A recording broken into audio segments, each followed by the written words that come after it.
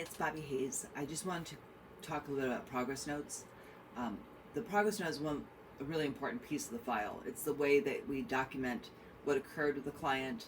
We give our opinion about how the client reacted to what we're doing, what kind of progress they're making, and it is also the way that we are able to show chronology of the client's work.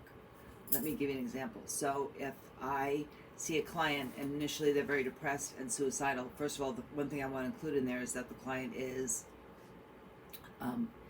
if the client's suicidal, I'll ask them, do I need to worry about your safety?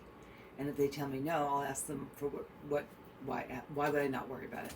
And they usually commit to the idea that they're not going to hurt themselves, and then they make a commitment that if they felt like they're going to hurt themselves, they would contact me. That's called the safety plan, contract for safety. And so if a client is feeling so depressed that they feel suicidal, I'll document in the record that I met with the client. The client was talking about having suicidal ideation. However, I talked to the client about reasons for remaining alive, and the client committed to a safety plan.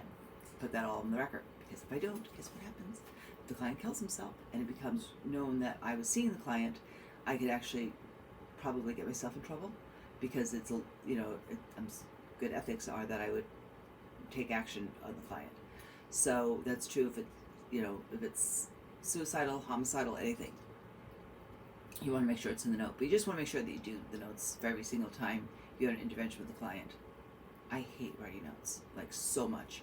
For my private practice, I have an EMR, electronic medical record. Actually, every place I work at. The one for my private practice is the easiest, but they're all fairly easy. The days of having paper charts are kind of gone, thank goodness, because I used to sometimes pour coffee on them. But they are now mostly electronic, and so they're kept in the cloud with HIPAA compliance issues related to it. So in your book on chapter 9, there's a whole section here about progress notes and writing good progress notes, and what confidentiality is, and what constitutes a good progress note. And if you look at page number 148, it says what content or topics, like what did you talk about? How did this session address treatment plan objectives? So you're going to go through all these 10 questions. And if you're doing that, that's going to be everything that you need to put in progress note. Now, the way to do a progress note is you either can do the SOAP model or the DAP model, and probably for your sake, it might be easier to do the DAP model, which is the data, the assessment, and then the plan. So the client came to session, talked about not going to any meetings during the week, talked about having strong cravings for alcohol. The client appears to be feeling withdrawn and depressed, or whatever. And then the assessment, that would be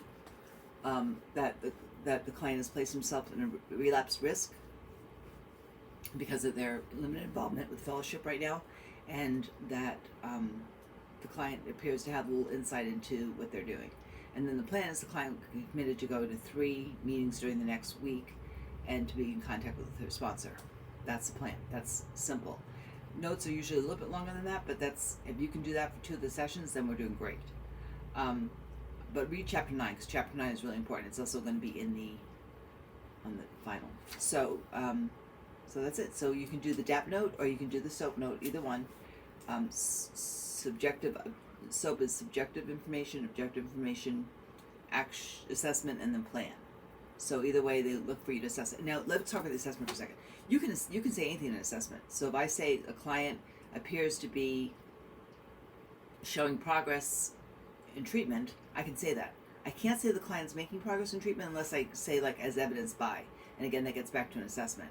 So I don't know what the client's doing when they're not with me. Maybe they're going home and smoking crack every day. I don't know that. So all I can do is say what things like appears or the client presents with, and then a big one for us is as evidenced by. So if the client says, I had a client one time that I wrote a letter on, dumb move, and she's involved in a child case. And she was at the hospital and they gave her a Percocet, and the Percocet became a really big issue in the child case, and I wrote a letter for her saying that she'd asked not to get the Percocet and that they gave it to her because that was the only medication that was available. Right. But I didn't say client reported. I just said that's what happened. How do I know that's what happened? I wasn't there. I can't say that. So you can't say what you don't observe. But you can say that the client reports, client stated, family member stated, wherever it is that you got the information from, And then any kind of analysis I want to do about what that means for the client, I can say things like appears, or I can say the client, is not making progress as evidenced by their lack of meetings and continual cravings. So that's kind of the point behind doing the progress notes. They are very important. On page 159 is the SOAP note and the DAP note. So, all right, thank you. I hope this helps.